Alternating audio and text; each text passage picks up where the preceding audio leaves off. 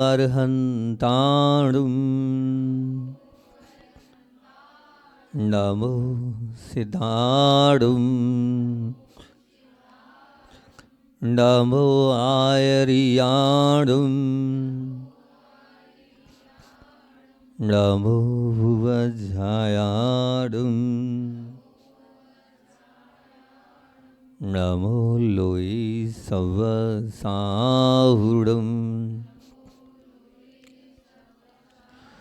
नमो अरिहन्ताणुं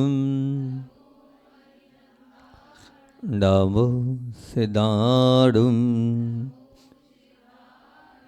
नमो आयर्याणुं नमो वज्रायाणुं नमो लोई सवसाहुडुं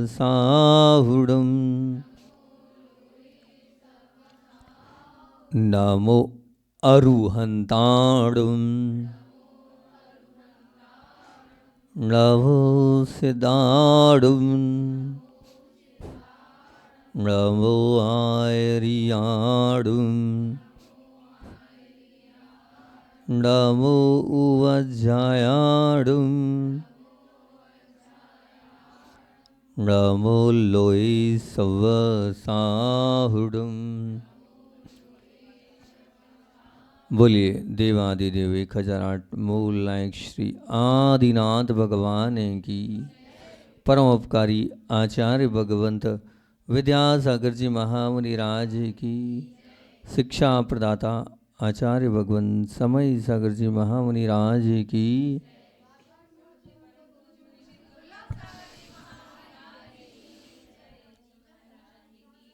अपने जीवन को अच्छा बनाना है, अपने जीवन को ऊंचाइयों तक ले जाना है। हमारे चले जाने के बाद भी हमें दुनिया याद करे, ऐसा कुछ करना है। ये ऐसा जीवन हमें बनाना है, उस पर अपनी चर्चा चल रही है। और गुड नेचर की बात चल रही थी। और गुड नेचर का जी चल रहा है जेंटल स्पीच, अर्थात नम्र वाणी चाहिए। ओ कहता है ओपन माइंड, खुला मन चाहिए। फिर ओ बोल रहा है ऑप्टोमेस्टिक थॉट्स, अर्थात आशावादी विचार चाहिए। डी कह रहा है डीप कंप्रेशन, अर्थात गहरा स्नेह प्यार चाहिए। एन कह रहा है नो एग्रेशन, थोड़ी आक्रामकता, नो एग्रेशन मतलब थोड़ी बहुत भी आक्रामकता नहीं चाहिए। ए कह रहा है एक्टिक्यूट अंडरस्टैंडिंग, मतलब पर्याप्त समझ चाहिए हमें। और टी कह रहा है, गुड नेचर का टी क्या कह रहा है, ट्रांसपेरेंट बिहेवियर, अर्थात पारदर्शक आचरण चाहिए। और यू कह रहा है अनलिमिटेड पेशेंस, हमें अमर्यादित धैर्य चाहिए। और आर कह रहा है राइट एंगल, अर्थात सही दृष्टिकोण चाहिए। और ई कह रहा है, क्या बोल रहा है, एक्सपेक्टेशन लेस, मतलब अपेक्षाओं को कम करते चले जाइए। सच में ये 10 बातें आपके जीवन को बहुत सुंदर बना देगी, बहुत अच्छा बना देगी। अगर ये गुड नेचर आपको बनाना है तो इन 8-10 बिंदुओं को आप बहुत अच्छे से जीवन में उतारेंगे तो हो जाएगी। कल आप लोगों के बीच में हमने प्रारंभ तो करी थी लेकिन कर नहीं पाए थे, पठारी वाले आए थे, तो कल प्रवचन पूरा ही हमारा बदल गया था। ऑप्टोमेटिक थॉट्स पर जो है आपसे परसों चर्चा करी थी, और आज चर्चा काय पे करनी, डीप कंप्रेशन पे करनी चर्चा। गहरा स्नेह चाहिए, गहरा प्यार चाहिए, उस पर अपनी बात को प्रारंभ करता हूँ मैं। कम पानी वाली जो नदी है उसमें कोई तैरने की इच्छा नहीं रखता है। क्यों नहीं तैरेगा, बताओ ना, क्यों नहीं तैरेगा? हाथ पैर में लग जाएगी, हाथ पैर टूट जाएंगे। महाराज जी कम पानी है तो तैरने जितना भी तो हो, तब तो हम तैर पाएंगे, नहीं तो तैर नहीं पाएंगे। तो जैसे कम पानी में तैर नहीं पाते, ऐसे जो तुच्छ मन वाले होते हैं, वो समझदार व्यक्ति उन पर विश्वास नहीं करते हैं। उन्हें मालूम है कि जिनका मन अच्छा नहीं है, जिनके पास प्रेम नहीं है, जिनके पास स्नेह नहीं है, जिनके पास वात्सल्य नहीं है, निश्चित मान के चलना वो कब विश्वासघात दे दें कोई भरोसा नहीं है। इसलिए वो बिल्कुल दूर रहते हैं। जिसका प्रेम तुच्छ होता है, जो भावनाशील व्यक्ति, उनसे जुड़ते ही नहीं है और अपने आप को हमेशा उनसे दूर रहते हैं, क्योंकि उन्हें पता होता है कि आज नहीं तो कल हमारे साथ कुछ गलत हो सकता है। ध्यान रखना, मनुष्य की जो अपनी परछाई होती है, परछाई सबकी होती है, मात्र मनुष्य की नहीं होती है। लेकिन मनुष्य का उदाहरण इसलिए दे रहा हूँ क्योंकि आप जानते समझते हैं। आपकी जो परछाई है वो परछाई आपको कब देखने को मिलेगी? जब आप सूर्य के सामने होंगे तब, या सूर्य आपके पीछे होगा तब? हाँ जी, बैक साइड में सूर्य होगा तब, सूर्य के सामने नहीं। मतलब मनुष्य को अपनी परछाई देखने का प्रसंग कब आता है? जब उसकी पीठ सूर्य की ओर हो, तभी वो अपनी परछाई को देख लेगा। उसी प्रकार मनुष्य को अपनी परछाई गिरती होने के बावजूद भी देखने का पसंद कब नहीं आएगा? जब सूर्य के सन्मुख हो, तो उसको अपनी परछाई कभी नहीं दिखेगी। तो स्वभाव के क्षेत्र में और प्रसन्नता का अनुभव अगर आप करना चाहते हो तो आपको उसी तरह सूर्य की के सामने आप जाओगे तो परछाई बिल्कुल नहीं दिखेगी, परछाई से आप दूर होते चले जाओगे। उसी प्रकार से आप अगर किसी से जुड़ना चाहते हो तो आपको कैसे बनना पड़ेगा? उस सूर्य के प्रकाश की जो आभा है, सूर्य के प्रकाश की जो तेज है, उस तेज के माध्यम से पीछे परछाई जाएगी, आगे परछाई बिल्कुल नहीं जाएगी। आपको स्वयं को देखना है तो आगे आना पड़ेगा। तो उतना ही प्रेम, उतना ही वात्सल्य, उतना ही स्नेह आप दोगे तब कहीं जाकर आप सूर्य की तरह बन पाओगे। मतलब क्या कहना हम क्या चाह रहे हैं कि सूर्य की किरण का पतन स्पर्श कहाँ होता है? तो कहते हैं कि तलहटी पे या शिखर पर होता है। भले शिखर छोटा हो और तलहटी बहुत बड़ी हो, लेकिन प्रथम स्पर्श कहाँ होगा? उस तलहटी के ऊपर होगा। तो ऐसे ही प्रेम की बात जब चल रही है, जहाँ प्रेम होता है वहाँ हर परिस्थिति में सामने वाले को स्वीकार करना होता है, कैसी भी परिस्थिति हो। प्रेम उसको बोलते हैं, किसको बोलते हैं? वात्सल्य किसको बोलते हैं? स्नेह किसको बोलते हैं? मैं आपसे पूछता हूँ, स्नेह किसे कहते हैं? स्नेह उसे कहते हैं, सुनना, इस परिभाषा को लिख लेना, जो परिभाषा बता रहा हूँ जीवन में उतार लेना। आखिर स्नेह किसे कहते हैं? स्नेह का मतलब क्या होता है? स्नेह उसे कहते हैं जो दोषों को सह लेता हो। स्नेह उसे कहते हैं जो दोषों को सह लेता हो। अब वात्सल्य किसको कहते हैं? वहाँ जी एक ही तो सब है, लेकिन मैंने तो तीनों को अलग अलग कर दिया, प्रेम को भी, स्नेह को भी, वात्सल्य। वात्सल्य किसे कहते हैं? जो दोषों को पी जाता हो। क्या बोल रहा हूँ? सुनना ध्यान से। स्नेह किसे कहते हैं? जो दोषों को सह लेता है। वात्सल्य किसे कहते हैं? जो दोषों को पी जाता है। और प्रेम किसे कहते हैं? जो दोषों को देखता ही नहीं है। प्रेम किसे कहते हैं?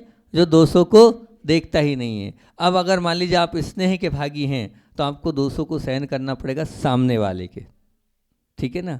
जो भी दोष है आपको सहन करना, उसी को प्रेम कहते हैं, ठीक है ना? और वास्तविकता भी ये, जिसको आप बहुत चाहते हो ना, उसकी बैड हैबिट्स भी आपको अच्छी लगती है। अच्छी लगती कि नहीं? वो जो कर लेगा ठीक है, कोई बात नहीं, सब एक्सेप्ट। दूसरा कर लेगा जिससे थोड़ा बहुत भी हो तो आप चिढ़ जाओगे, लेकिन वो ठीक है, वो कर लेंगे। तो प्रेम क्या करता है? प्रेम यही कहता है, दोषों को सहने की ताकत प्रेम दिलाता है। प्रेम दूसरों की दोषों की सहने की ताकत को। और वात्सल्य किसे कहते हैं? जो दोषों को पी जाता है। पीना का तात्पर्य क्या? बिल्कुल पी जाओ, कुछ बोलो ही मत, वो कहलाता है वात्सल्य। और प्रेम तो दोषों को देखने की कोई कंडीशन ही नहीं है, देखता ही नहीं है, देखेगा ही नहीं कि कहाँ दोष है आपके अंदर, वो दोषों की ओर उसकी दृष्टि पहुँचेगी नहीं, ये दोष कहलाता है। तो उसका तात्पर्य, जहाँ प्रेम होता है वहाँ हर परिस्थिति में सामने वाले को स्वीकार करना ही होगा। जहाँ प्रेम होता है वहाँ हर परिस्थिति में सामने वाले को स्वीकार करना ही होगा, अब वो जैसा भी हो, चाहे कितना भी खराब हो। हाँ, बामवारा को स्वीकार करेंगे, हम क्या मना कर रहे, नहीं स्वीकार कर रहे हैं, इसलिए तो कह तो रहे, हमने कहा हम मना थोड़ी करें, हम बामवारा जाएंगे, बिल्कुल जाएंगे। तो प्रेम जहाँ होता है वहाँ हर कंडीशन में स्वीकार करना ही होगा। और जब प्रेम दोगे तो प्रेम से प्रेम की ही उत्पत्ति होगी, और प्रेम से देश कभी नहीं मिलने वाला। जब प्रेम दोगे तो निश्चित प्रेम की उत्पत्ति होगी। प्रेम से सबको तो अपना बना ही लोगे और आप भी सबके बन जाओगे अगर आप प्रेम दे दोगे। प्रश्न आपसे मैं एक करता हूँ, आप ये बताओ कि आपने अपने प्रेम के माध्यम से, वात्सल्य के माध्यम से, स्नेह के माध्यम से कितने लोगों को और कितने लोगों को अपना बनाया, और कितने लोगों के आप बने हो? कितने लोगों को, हमारी वो इशारा कर रही बाई जी की तरफ कि देखो बाई जी ने पूरे बामारा को अपना बना लिया, ठीक है ना? और पूरे बामारा वाले बाई जी के हो गए, ठीक है ना? क्योंकि बाई जी के पास प्रेम भी है। अच्छा, आप बना, आपने नहीं बना तो प्रेम वात्सल्य स्नेह जब होता है तो निश्चित रूप सब अपना बनता है। तो मैं आपसे यही पूछना चाह रहा हूँ कि ठीक है, आपने उदाहरण दे दिया, बाई जी ने सबको अपना बना लिया, हम बाई जी के हो गए।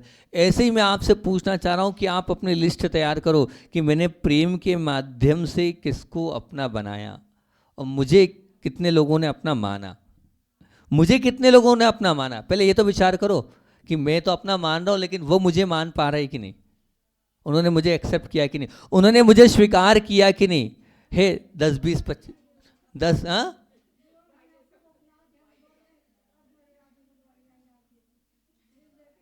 बहुत अच्छा। तो हम भी यही चाह रहे हैं, ऐसे ही सबके लिए एकमात्र भाई जी आपके लिए आइडियल हो गई, बहुत अच्छी बात है। लेकिन आप अपना खुद का भी तो रेशो निकालो। मैं फिर बोल रहा हूँ कि आप रेशो निकालोगे तो हो सकता है आप निकालने बैठोगे तो हो सकता है गिनती निकालोगे तो परिवार के लोग भी शायद आपके अपने नहीं हो पाएंगे। दूसरों की तो छोड़ दो, हो सकता है आपकी पत्नी आपके लिए नहीं हो पाए, हो सकता है आपके बच्चे अपने लिए नहीं हो पाए, हो सकता है और गुड नेचर वाले की बात चल रही है और गुड पे डीप कंप्रेशन की बात चल रही है, डीप पर। तो जब तक आप गहरा स्नेह नहीं दोगे, जब तक आप प्रेम नहीं करोगे, जब तक आप वात्सल्य नहीं दोगे, तब तक आप गुड नेचर के मालिक नहीं बन सकते हो। आपको प्रेम बांटना होगा, प्रेम देना होगा, तब आप अच्छे नेचर के मालिक बन सकते हो, नहीं तो नहीं बनने वाले हो। ध्यान रखना, जिसे पैसे से पैसा कमाया जाता है, पैसे से पैसा बढ़ता है, ऐसे प्रेम से और प्रेम बढ़ता है। प्रेम से प्रेम निश्चित रूप से बढ़ता चला जाता है। प्रेम से कभी द्वेष नहीं आता है, ध्यान रखना। प्रेम से प्रेम बढ़ेगा। अगर लाख रुपए आपके पास है, उस लाख रुपए को आपने व्यवस्थित रूप से लगा दिया, उसका सदुपयोग व्यापार में या कहीं भी ऐसी जगह लगा दिया, तो उससे पैसा बढ़ेगा, कम तो नहीं होगा ना, बढ़ना ही है। बस उसी प्रकार से अगर आपने प्रेम दिया तो निश्चित मान के चलना, उस प्रेम से पूरी दुनिया को आप अपना बना लोगे, आप सबको अपने लिए ले लोगे। तो मैं आपसे यही प्रश्न कर रहा हूँ कि आप इस चीज़ का हिसाब किताब तो बहुत है आपके पास कि मेरी इतनी दुकान है, मेरे पास इतना सोना है, मेरे पास इतने मकान है, मेरी इतनी खेती है, पर बस सिर्फ इतना पूछ रहा हूँ कि ये तो अचेतन धन आपके पास है, उसकी गिनती है। चेतन धन आपके कितने हैं, उसकी गिनती है। चेतन धन की गिनती कर लो ना एक आध बार कि हमारे चेतन धन कितने हैं, जो लगता हो कि ये मेरे हैं, जिनके हृदय में मैं विराजमान हूँ, है, इसकी गिनती तो लगा लो। शायद चेतन धन की कमाई आपने नहीं करी, मकान दुकान घर तो बहुत सारे आपके नाम पर होंगे, लेकिन किसी के हृदय में आपका नाम अभी नहीं लिखा होगा। बहुत, और हो भी सकता है, मैं ये नहीं कह रहा हूँ, बहुत सारे लोग हैं जिन्होंने वो कमाया, तो उसकी कंडीशन निकालो, कितने लोगों के हृदय में आप विराजमान हो, कितने लोग आपको चाहते हैं, कितने लोग आपके बिना नहीं चलते हैं, और कितने लोग आपके बिना नहीं रह पाते हैं। तो वो आप निकाल कर अगर दे दोगे। मैंने उस दिन बोला था बामोरा में, महावीर जयंती की प्रवचन में क्या बोला था, बी टेस्टफुल। क्या बोला था, बी, क्या बोला था, टेस्टफुल। क्या हुआ इसका तात्पर्य समझ रहे, नहीं आया समझ में।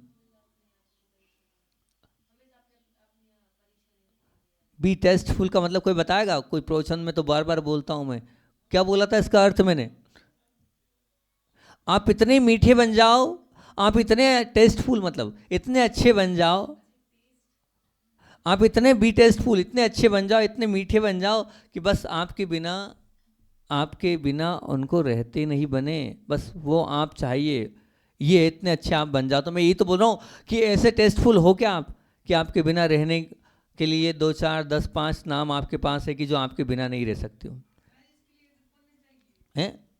पुण्य नहीं चाहिए, पुण्य कहीं नहीं चाहिए, इसके लिए पुण्य नहीं चाहिए। इसके लिए आप 2 चीज़ें अपने जीवन में कर लो।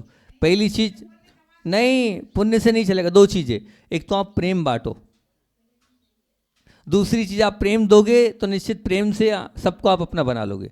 हो सकता है तीव्र कर्म का उदय 2 4 बार 5 बार में नहीं बनेगा, लेकिन कब तक, एक ना एक दिन आपके प्रेम से वो आप उसको जीत लोगे, अपने प्रेम से उसको आप निश्चित रूप से जीत लोगे। और दूसरा जो गुरुदेव हमेशा कहते थे, अपने कर्तव्यों को करते चले जाओ आप। किसको, अपने कर्तव्यों को करते चले जाओ आप। अपने कर्तव्य को करोगे और प्रेम देते चले जाओगे तो आप निश्चित मान के चलना, आप सबके हृदय में आपका स्थान होता चला जाएगा। अब आप घर की बहू भी हो, माँ भी हो, पत्नी भी हो सकता है सासू भी हो, सासू भी हो ना, सासू भी हो, माँ भी हो, पत्नी भी हो, बहू भी हो, बेटी भी हो, मैं आपसे इस प्रारंभ कर रहा हूँ बात, सब हो आप। अब उन सबको आपको अपना बनाना है, उन सबको आपको अपने लिए लेना है। तो उसका तरीका क्या है? उन सबको अगर आप अपना बनाना चाहते हो तो किसके प्रति क्या जिम्मेदारी है, आप बस उतना करते चलिए। मैं तो एक ही बात बोलता हूँ, जब मैं मुझसे कोई प्रश्न पूछता तो मैं उसका एक ही जवाब देता हूँ कि उसकी क्या अपेक्षा है, मैं उसकी अपेक्षा पूरा कर दूँ, बस उसके हृदय में वास करने लग जाऊँगा। भाई पति की क्या अपेक्षा रहती है पत्नी के लिए, आप समझ लो ना, बस वो पूरी कर दो, बात खत्म। कि ये अपेक्षा होती है कि समय पर भोजन देना है, समय पर उनके लिए ये करना, वो करना, वो समझो वो आपका मैटर है कि क्या कर्तव्य मेरा बेटी के प्रति है, मैं एक माँ हूँ तो बेटे के प्रति है, मैं एक माँ हूँ तो सासू के का बहू के प्रति क्या कर्तव्य होता है। बस आप डीप कंप्रेशन, यही तो गहरा स्नेह है। प्रेम में दो चीज़, एक तो प्रेम देते जाओ और एक आपके जो कर्तव्य हैं आप उन कर्तव्यों का निर्वाह करते चले जाओ। जहाँ आप अपने कर्तव्यों का निर्वाह करोगे तो निश्चित गुड नेचर के मालिक आप बन जाओगे। कोई बहुत बड़ी बात नहीं, गुड नेचर का मालिक बनना आपके स्वयं के हाथ में है। मैंने बांसा चतुर्मास में ये नियम दिया था, 2 नियम दिए थे और वहाँ के लोगों ने स्वीकार भी किए थे। बस आप तो अपने अपने जिनके साथ आप रह रहे हो उनके लिए आप अपने अपने कर्तव्य लिखो कि मेरे इनके प्रति ये कर्तव्य है, मेरे इनके प्रति ये जिम्मेदारियाँ हैं, तो आप निश्चित रूप से उनको अपना बना लोगे। पुण्य नहीं, इसलिए मैं कह रहा हूँ पुण्य नहीं, पुण्य में नहीं, पुण्य मैं आपसे क्या कह रहा हूँ, पुण्य अपने आप में है, लेकिन पुण्य के अलावा आप कर्तव्य करते चले जाओगे और प्रेम बांटते चले जाओगे तो उस कर्तव्य और पुण्य से वो जो आपका पाप कर्म का उदय वो पुण्य में बदल जाएगा। अगर आप कह रहे हो कर्म की बात कर रहे हो तो मैं निश्चित में मानता हूँ, लेकिन आप अपनी ओर से अपने कर्तव्य करते चले जाओ और आप प्रेम बांटते चले जाओ, एक निश्चित ये मान के चलना आज नहीं तो कल वो आपके लिए समर्पित हो जाएंगे। आप ये मत मानना कि नहीं हमारा तो पुण्य ही नहीं, वो हमें चाहते ही नहीं है, वो हमें मानते ही नहीं है, वो हमें जो है बिल्कुल भी कहना चाहिए कि हमें एक्सेप्ट ही नहीं करते, हमेशा वो हमेशा चिड़चिड़ा व्यवहार करते हैं, हमारे लिए गलत व्यवहार करते हैं। इस आप धारणा अपने मन से निकाल दो, ये हमारे अंदर है। हम अगर अपनी ओर से अपने कर्तव्यों की, अपनी जिम्मेदारियों को, आपसे स्वयं से पूछ रहा हूँ ना मैं, जो व्यक्ति अपने कर्तव्य करते चलेगा क्या उसे दुनिया नहीं चाहेगी? क्या उसे दुनिया नहीं चाहेगी? क्या बताओ ना, नहीं चाहेगी क्या? चाहेगी, निश्चित चाहेगी। ऐसा कोई भी व्यक्ति नहीं है कि आप अपनी जो करने योग्य कार्य आप उसको करते चले जा रहे हो तो और फिर उसके बाद भी दुनिया आपको लात मारे। नहीं, मैं तो नहीं मानता हूँ कि ऐसा जो है कोई इतना भी कहना चाहिए पागल नहीं है कि आप अच्छे से अपना जीवन जी रहे हो, अपने सब कार्य अच्छे से कर रहे हो, उसके बाद भी आपको लोग कहें नहीं आप गलत हो, आप ठीक नहीं हो।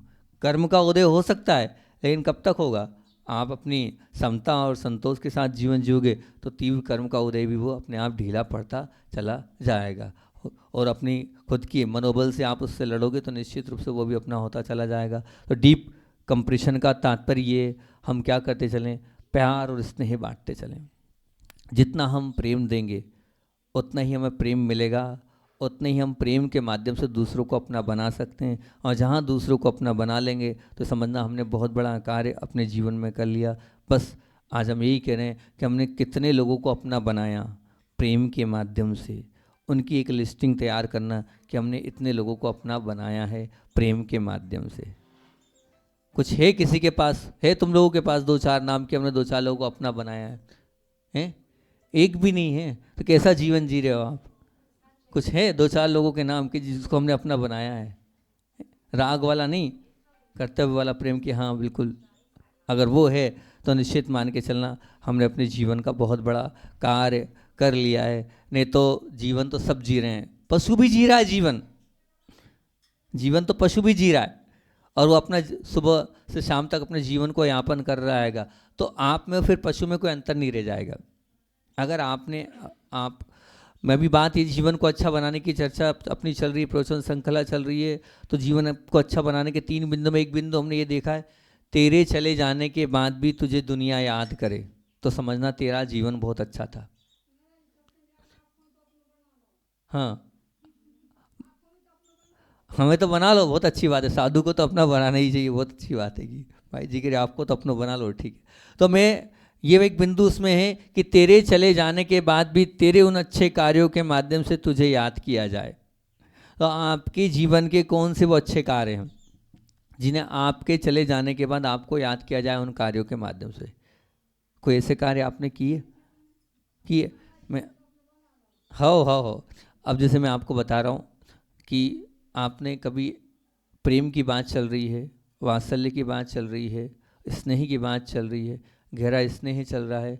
एक बहू थी, याद आ गया तो आपको सुना देता हूँ। उसने सब कर्तव्य किए, क्योंकि आपने वो प्रश्न छेड़ दिया तो याद आ गया। उसने सब कर्तव्य किए, अपने पति का भी ध्यान रखा, ठीक है ना, और अपनी सास का भी ध्यान रखा, सब किया। सब करने के बावजूद भी वो जो इस प्रकार से उसके साथ बिहेव होता था बिल्कुल ठीक नहीं होता था। लेकिन उसे धर्म पर विश्वास था, उसे कर्म पर विश्वास था, दो चीज़ पर विश्वास था, धर्म पर भी और कर्म पर भी। वो बार बार एक ही चीज़ बोलती थी कि मेरा तीव्र पाप कर्म का उदय है। क्या बोलती थी? मेरे तीव्र पाप कर्म का उदय, इसलिए मेरी सासू मुझसे विपरीत है। मेरी सासू है तो बहुत अच्छी, पर मैं क्या करूं, कुछ ना कुछ ऐसा पूर्व कर्म का बंधा हुआ है, इसलिए मुझे मेरी माँ चाहती नहीं है। पर मुझे विश्वास है आज नहीं तो कल कभी ऐसा मौका आएगा कि वो मुझे वात्सल्य देगी, मुझे स्नेह देगी। ठीक है, अब योग संयोग की बात है, जब भाव अच्छे होते हैं, परिणाम अच्छे होते हैं, परिस्थिति ऐसी बनी कि सासू माँ तो बहुत अच्छी थी, है ना, और यहाँ तक कि महिला मंडल की अध्यक्ष थी। अब नाम वाम नहीं लूँगा मैं, अच्छा नहीं किसी का नाम, महिला मंडल की अध्यक्ष थी, सब बढ़िया, सब कुछ अच्छा, और उन्हें एक बीमारी हो गई। अब वो जो बीमारी हुई, उस बीमारी में, अब जब बीमारी होती है तो ध्यान रखना, सुख के साथी तो सब होते हैं, लेकिन दुख का साथी, दुख में साथी कोई नहीं होता है, ध्यान रखना। अब सुख के साथी सब होते हैं। बीमारी कुछ इस प्रकार से हुई, उस जो बीमारी हुई, वो बीमारी तीव्र कर्म के उदय से हुई, तो अब कोई उस बीमारी में साथ रहना नहीं, सेवा करना नहीं चाहता है। मतलब बीमारी उसको कहते हैं कि जो कहना चाहिए कि सोराइसिस बोलते हैं उसको। सोराइसिस एक ऐसी बीमारी होती है, स्किन डिसीज वाली बीमारी होती है, और बड़ी ख़राब बीमारी होती है। उसमें व्यक्ति अपने पास भी बिठाना नहीं चाहता है, इस प्रकार से उसमें स्किन से वो निकलते हैं। अब वो बीमारी हो गई, लेकिन उस बहू ने क्या किया, दुनिया तो खुद का पति, खुद का बेटा दूर कर रहा है, खुद का पति दूर कर रहा है, खुद की बेटी सेवा करने को तैयार नहीं है, अपना खून सेवा करने को तैयार नहीं है। ये परिस्थिति बनी बेटी की। वो बड़ी आश्चर्य कर रही है कि मेरी बेटी मेरी सेवा नहीं कर रही, मेरा बेटा मेरा सेवा नहीं कर रहा है, मेरे पति मुझसे दूर भाग रहे हैं, क्योंकि वो इस प्रकार की बीमारी होती है। यहाँ तक कि उनको तो आहार देने तक की पात्रता नहीं होती। सोराइसिस बीमारी वालों को आचार्य श्री जी आहार नहीं लेते हैं, मतलब उनको आहार देने की पात्रता नहीं होती।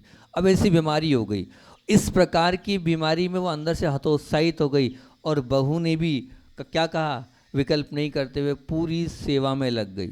सुबह शाम दिन रात सेवा करती चली गई, जब जिस समय पर उस दिन। और आपको बता दूं, ये जो सोराइसिस बीमारी है, ये कितना भी उपचार कर लो, जितना उपचार करो उतनी बढ़ती चली जाती है।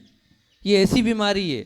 एक दीदी हैं पिंडरई की, मैंने बहुत प्रयास किया उनके लिए, मतलब इस प्रकार से उनके हाथ गल जाते थे, उनको बहुत खुजालना पड़ता था, तो दीदी हैं उनको वो अपने हाथ में से बांध के आती थी, पैर भी ऐसे हो जाते थे, पस निकलता था, खून जैसा निकलता था, बड़ी विवश स्थिति हो जाती थी।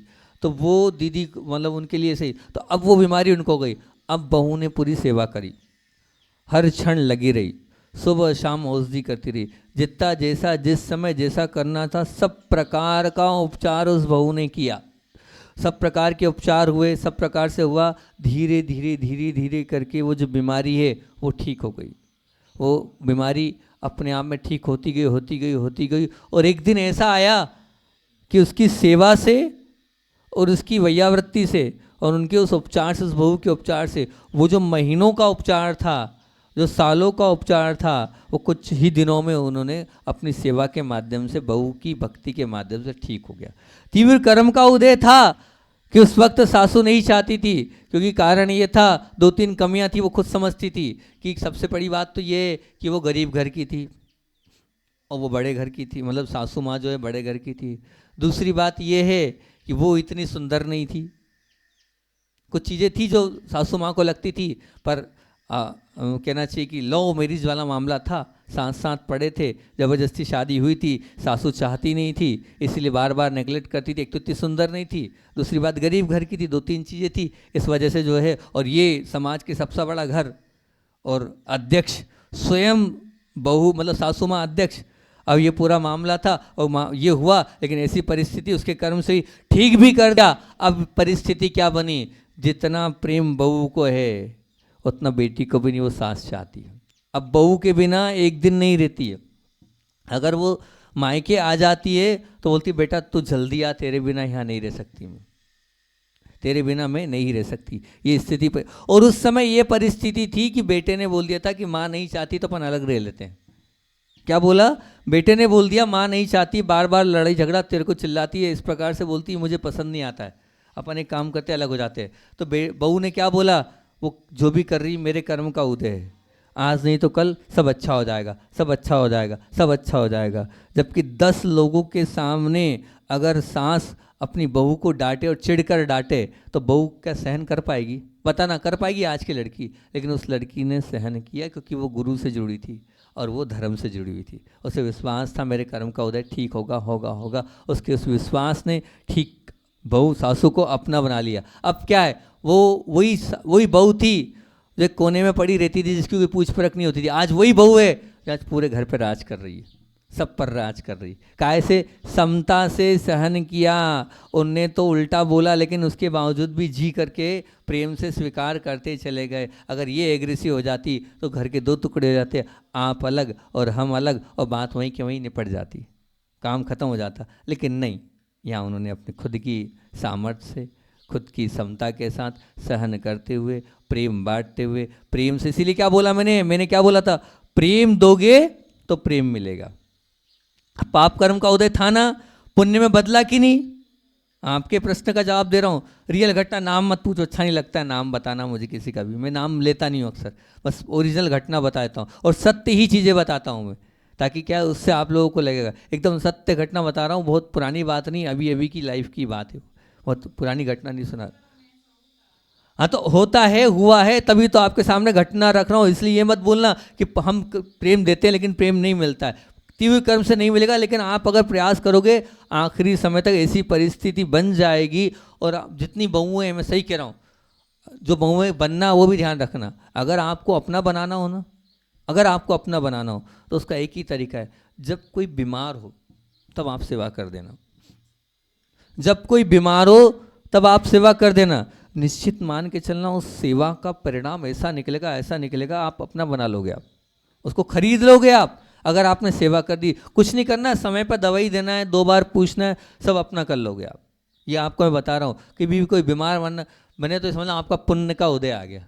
उसका तो असाता कर्म का उदय, लेकिन आपका पुण्य का उदय आ गया। क्यों महाराज ऐसी उल्टी बात बोल रहे हो? आपका पुण्य का उदय आ गया, आपको वैयावर्ती करने को मिल रहा है, ये आपका पुण्य का उदय। और आपको सामने वाले को अपना बनाने का मिल रहा है, ये आपका पुण्य का उदय। क्योंकि आप जब सेवा करते हो ना तो उससे व्यक्ति जुड़ जाता है। मैं कह रहा हूँ ना, वो सेवा जिंदगी भर आपकी याद रखी जाएगी। जब गलत समय में या उस कष्ट, वो पीड़ा वाले वो व्यक्ति कभी नहीं बोलता है, कितना ही कुछ कर लेना। तो आपका पुण्य का उदय है, आपके पुण्य से सामने वाला बीमार हुआ है तो आप सेवा कर लो जितनी कर सकते हो, उससे आपका तो पुण्य बढ़ेगा ही बढ़ेगा, और साथ में प्रेम, वात्सल्य, स्नेह आपस में बढ़ता है। और ध्यान रखना, आपने सेवा करी, उसका मिलेगा भी रिटर्न, आपको तुरंत मिलेगा आपको रिटर्न। मैं आपको बता रहा हूँ, याद आ गया समय, आप बीती है, देख लो। हमें अपनी आप बीती बता रहा हूँ, आपने आप बीती बताई, मैं अपनी आप बीती आपके सामने रख रहा हूँ। दीक्षा के पहले हम लोग संघ में थे, ब्रह्मचारी थे, तो पूज्य सागर जी महाराज जी ने हमें सबसे सीरियस केस दिया।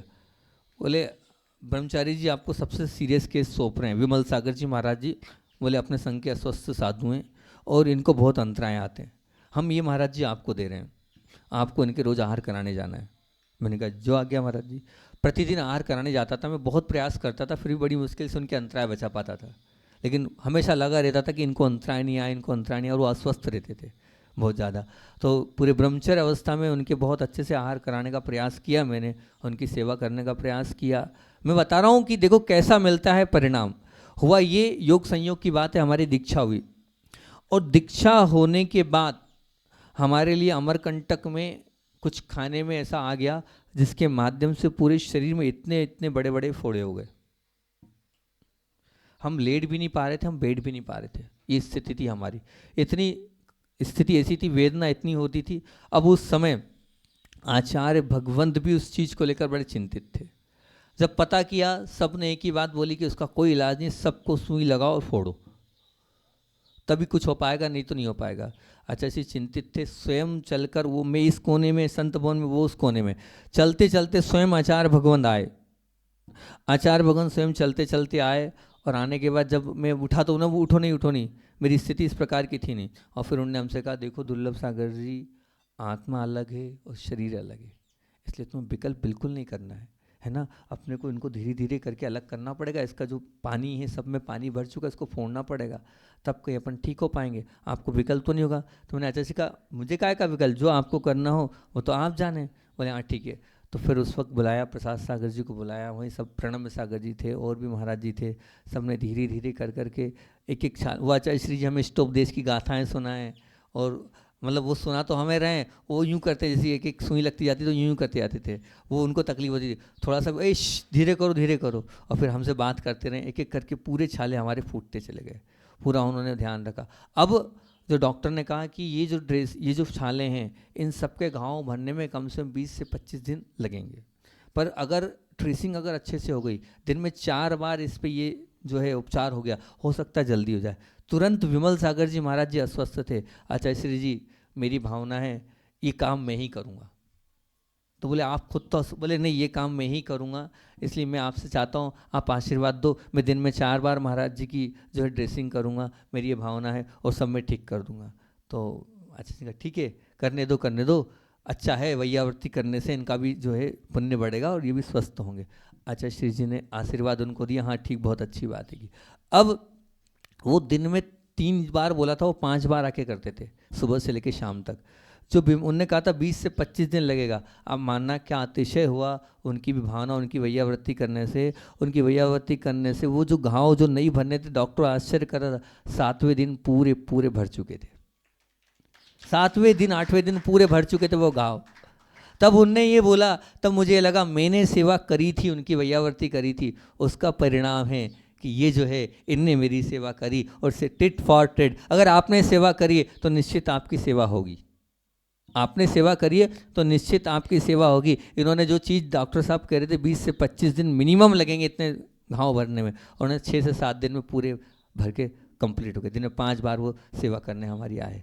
तो ये निश्चित मान के चलना, अगर आप दोगे तो निश्चित रूप से आपको मिलेगा। ये मत मानना कि नहीं मिलता है। ये मैंने खुद ने, आपने बोला मेरी बीती है, तो मैंने भी आपको अपनी बीती आपके सामने रख दी हैगी। आचार्य भगवान की बात रखकर समय हो गया, अपनी बात को विराम करता हूँ। कल अपन बात करेंगे, नो अग्रेशन है। अच्छा, पूज्य गुरुदेव की वैयावर्ती करने के लिए हम सभी लोग जाते थे, ऐसे ही कुछ गए आचार्य श्री के पास सेवा के लिए, और हमारे प्रसाद सागर जी महाराज जी जो है ऐसी घी की एक शीशी लेके गए। आचार्य श्री ये देख रहे हैं आप, पीला पीला देख रहे हैं आप, ये जो पीला पीला घी है इस गाय का है, गिर गाय का घी है, मीनावाड़ा की बात है, और वो भी कांच की शीशी में रखा हुआ है। अच्छा जी, कांच की शीशी में घी का महत्व और बढ़ जाता है। अमाना ये ताज़ा सुगंधित घी है, हज़ारों रुपए किलो में भी ये घी आपको कहीं नहीं मिलने वाला है। अच्छा इसी, और ये चाहता है, ये घी चाहता है सिर्फ और सिर्फ आपके मस्तक में, समझना, हज़ारों रुपए किलो में भी ये नहीं मिलेगा। ऐसा उसका प्रचार प्रसार करने लगे प्रसाद सागर जी। तो उन्होंने, आचार्य श्री जी ने बड़ी अच्छी बात बोली, तुम्हारा हज़ारों रुपए किलो का घी, मेरा सिर करोड़ों का हैगा। सुनना, करोड़ों का है, इसमें क्या अध्यात्म दिया उन्होंने। तो फिर प्रसाद सागर जी ने बोल दिया, अरे आचार्य जी करोड़ों का नहीं, आपका सिर तो अरबों का है, आपका सिर तो अरबों का है। अरबों का नहीं है, बोले करोड़ों का ही है। अरबों का नहीं है, बोले करोड़ों का ही है। तो हम सब समझ नहीं पाए, अरबों का नहीं करोड़ों का। बोले मैं 3 कम 9 करोड़ मुनिराजों में आता हूँ ना, मैं 3 कम 9 करोड़ मुनिराजों में आता हूँ ना। बोले इसलिए करोड़ों का अरबों का कैसे कर रहे हो, अरबों मुनिराज नहीं होते, करोड़ ही मुनिराज होते हैं। बोलिए आचार्य भगवान विद्यासागर जी महामुनिराज की जय। बोधि समाधि परिणाम शुद्धि शात्मोपलब्धि शीर्षक सिद्धि चिंता बड़ी चिंतित वजदान ताम वंदमानस्य ममास्तु देव।